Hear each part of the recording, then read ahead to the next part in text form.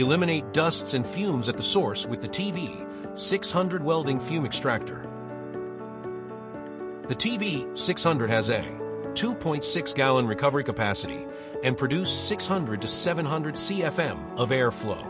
This welding fume extractor uses a 3-stage filtration system consisting of a mesh filter, hemipleat extreme cartridge, and carbon after filter.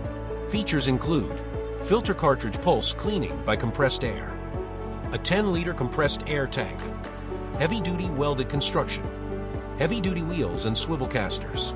2 wheels are static conductive and equipped with brakes, handles for ease of movement, easy access to filters, low center of gravity to prevent tipping, and a built-in spark trap.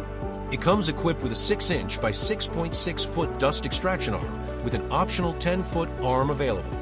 Optional accessories include mounting plates with flanges and a 6-inch diameter hose with grounding wire to connect your TV-600 to an integrated setup.